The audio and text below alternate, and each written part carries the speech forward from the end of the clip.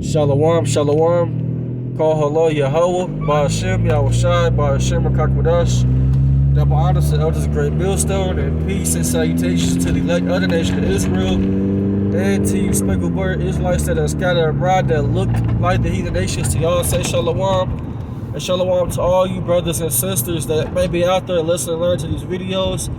And shalom to all you brothers and all you Akim just out there on the highways and byways doing the work of Yahweh. By Hashem Yahushua these latter times, trying to wake up the elect of Israel, because that's who will be saved. 2/3 of our people will be destroyed in these latter days. And I also want to say that the Israelites of who you call today, so-called black, so-called Hispanic, so-called Native American, Puerto Rican, Dominican, Jamaican, Haitian, Guatemala, the Panamanians, those are the Israelites today, always have been and always will be. But I basically come back at y'all with another video. It's gonna be like kind of like a spiritual rant, you know. I'm driving, I'm doing like an in transit, you know, video. You know, but basically inspired me to do this video is this brother right here, GMS Testimonials. You know, I think he's in the GMS Virginia camp. Salaki, it's kind of loud. You know, yeah, like I said, it's kind of loud. I got a loud car, you know. But you know, like I said, you know, yeah, I got inspired to do this video by this brother right here. You know, doing this video, you know, about stuff about to get real.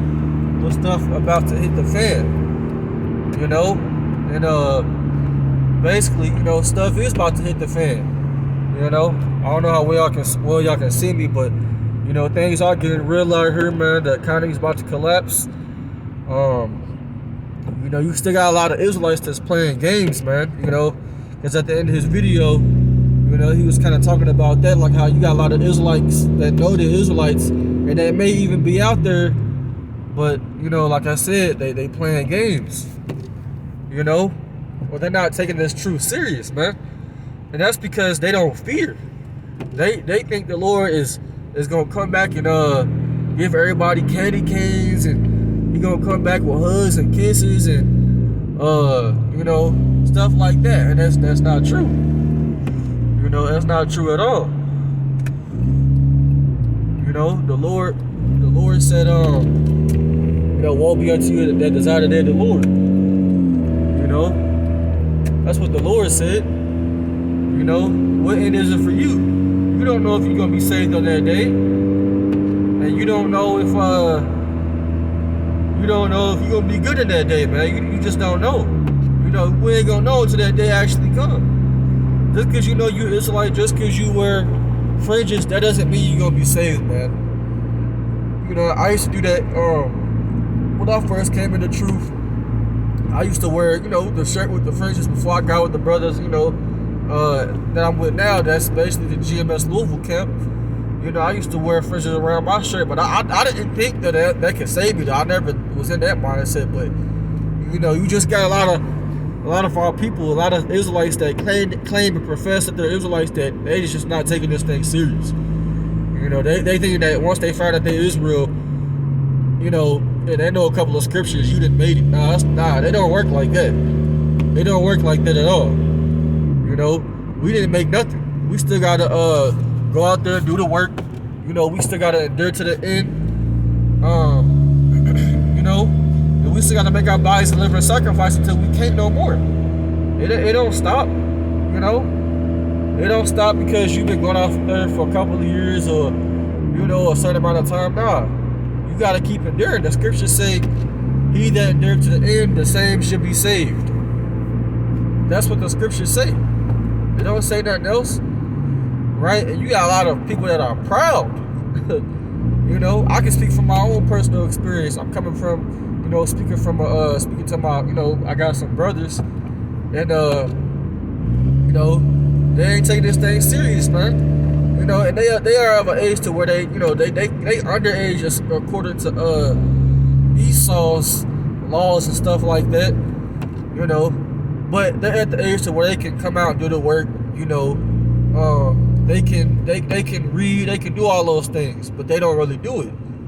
You know, and they say they believe in all that stuff, and it made sense. You know, but the Lord don't give a damn about that, man. You know, the Lord don't care about if you might be a teenager or, you know, a preteen. He don't care about none of that, man. He doesn't care. You know, or just because ain't nothing happened yet major to where our whole lives have been affected and we got to change the complete way of how we've been living, that don't mean that it ain't gonna come. That don't mean that it ain't gonna come. It just ain't happen when you wanted it to happen. You know? But it's gonna happen, man. It's gonna be events that we didn't think was gonna happen. It's gonna happen, and it's gonna throw everything that we've ever, that we've ever did off course. You know, we ain't gonna have our daily life that we've always had, you know? That's gonna be over pretty soon. You know? That's gonna be over pretty soon. You know? One day you ain't gonna be able to just get up and go to work or go to school, whatever it is you do. You know, it ain't gonna always be like that. You know? It's not gonna always be like that. You know? One day everything is gonna be completely different. You know? And you know, you're gonna have to survive out here, man. You know?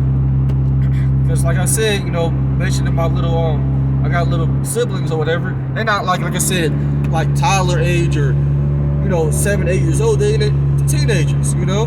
But they kind of proud a little bit, you know.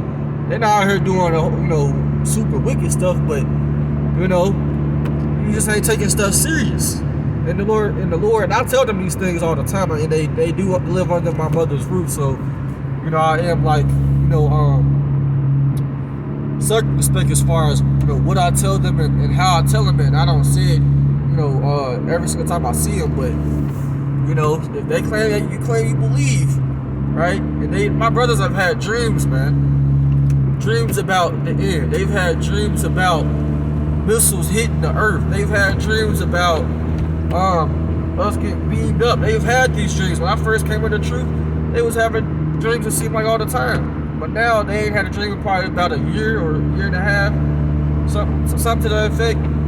You know? You know? And I always tell them too, you know, don't forget that, man. I'll show them scriptures that basically talk about those things. You know, the missiles hitting the earth, World War III, us getting beamed up. You know, the scriptures speak on those things, man, and it's gonna happen. But you know, certain things have to happen first before that day ultimately comes, when the missiles hit the earth and our Lord YAHSHAWAR returns. You know, and the elect gets beamed up. There's certain prophecies that have to take place before that. You know, so we got to be tried, we got to be tested. You know, we got to be persecuted. You know, so you know, we got to keep our head on the swivel, man. We got to keep growing strong. And we gotta strive for the truth until death, man. We can't be lukewarm in this thing, man. You know? And I ain't really speaking about anybody particularly, but I'm just saying in general, you know, we gotta be more on fire for this thing, man. And you got a lot of, like I said, you got a lot of Israelites that go out. You got some that go out in the streets, they teaching the wrong thing, or they purposely misleading Israel, man. You know? Like the brother was saying, you know, you got brothers, you know, you got men that know the Israelites, but they just not serious. You don't really believe. Yeah, all right, we gonna see, man. We gonna see. We gonna see. We gonna see if you can't be touched. We gonna see if can't nobody do nothing to you. We gonna see if don't nothing happen to you. We gonna see if you such a thug or a gangster. We gonna see, man. When them lights cut off, when that EMP attack hit, when there's no food, when you got to figure out how to survive, when you got to fight against the whole army, we gonna see how we gonna see if you're gonna be able to shoot your guns and shoot everybody in the army and kill them all with your little pistol and Ruger, whatever gun you got, man. Because you got Israelites that carry around weapons. Like I know Issachar did that. You know, I know they for sure did that. I've seen them on videos with these guns. Now, according to Esau, you can have a gun. It ain't a sin to have a gun, but it just don't look right. It doesn't look good. The image or the perception of us is already bad, And by you having a gun, that makes them think that you gonna pull that trigger. And we're not supposed to be in that mindset of we're ready to pop off, we're ready to do something to them physically. No, our weapons are spiritual, but our weapons is this Bible. You know, it's not physical, right? And the Lord is gonna fight every single battle that we got. We ain't gotta do nothing. You know, even when they get physical, man, what are we supposed to do? We're supposed to call on the name of the Lord. You know, to save us out of whatever situation we in. You know, Salakia. You know, we supposed to still remain spiritual. It doesn't matter how deep of water we in, or, you know, how bad of the situation, you know, is that we in. It doesn't matter. You know, the Lord requires us to be patient. He requires us to be faithful until death. Period, point blank. You know, you got a lot of our people, you know, like I said, especially, you just got niggas in the truth, basically. That's what I'm gonna call them. You just niggas that's in the truth, or niggas that know you an Israelite. You ain't really changed for real. You ain't really put away that old man. You know, I remember a video I seen of, I think it was ISHBK, yeah, because they was in like some type of party or something they was doing. I guess they was supposedly celebrating the Passover. They was doing something. I don't know if it was the Passover. Don't quote me on that. I could be wrong. But it was something that I guess it was supposed to be going on. And I forgot exactly what they said, but they said something like worldly, like, oh, we could do this, we could do that, but it was clearly going off. You know, like I said, I can't say exactly what they said because it was a while ago. But I think they said we in heaven or we in the kingdom, something like that. Like I said, but I'm not exactly sure. But, you know, this is basically like a spiritual rant, man, a spiritual talk, you know, a form of exhortation to keep going hard and to not be slothful, man, and to not be thinking stuff is a joke, man, because, you know, I ain't even went through the worst of things, man. I'm humble enough to say that I'll be scared of certain things, man, as far as when I hear judgments that take place, that, you know, how people get judged, man. I fear the Lord, man. You know, I go off, yeah, I'm a sinner, you know what I'm saying? I don't sin on purpose or do things that we ain't supposed to do, like, you know, obvious, like eating pork or eating crab allows and committing adultery and, you know, smoking weed and, you know, stuff like that, you know. We obviously ain't supposed to be doing that, or celebrating pagan holidays. I don't do those things, you know. But, you know, we all fall, but we gotta get back up. But we can't be doing stuff and not caring about it or acting like, oh, the Lord ain't gonna do nothing. Oh yeah, okay. Just keep thinking that, right? The Lord lets you build up, you know, your case, and then when it finally happened, the judgment finally happened, don't be complaining. You know, the Lord is our refuge. You know, really only to the elect. You know, you got a lot of Israelites that I remember that the elders did a video. The elders, Apostles, Great Millstone did a video, basically about a lot of 2/3 are people that know the Israelites, man. That's a scary thing. It's not just a random person, a random Israelite that didn't come into the truth and just totally rejected it. A lot of Israelites, and it makes sense. It makes sense, you know, because the more you know, the more responsible you are gonna be for it, you know. And you got a lot of Israelites, like I just said, that's not taking this thing seriously, and they think that everything is a joke. And they think that they're going to be able to fight off against Esau. How the hell are you in your right mind thinking that you're going to be able to fight him off with a gun? What's wrong with you? You don't got no bomb. You don't got no drone. You ain't got no exoskeleton suit, whatever Esau got. You ain't got that stuff, man. You definitely don't got no military. You ain't got your own base. You ain't got your own headquarters. You ain't got none of that. How you going to fight them off with your little guns you got? Even if you got automatic, what you think they got? If they gave you that, and they hate you, they don't like you, what you think that they have? This is what all of our people are not thinking about, man. But yeah, man, I just wanted to do, you know, a quick little video in transit. And Salakia, like I said, again, for the sound, I know it's loud. My car is kind of loud, but, you know, this is a spiritual rant. This is basically like, you know, like to land back off what this brother was talking about. You know, yeah, you know, Lord willing, I hope I was edified, and you know, shalom to the elect. Give all honor and glory to Yahweh, YASHAMIAHLA, YASHAMIAHLA, YASHAMIAHLA, YASHAMIAHLA, shalom.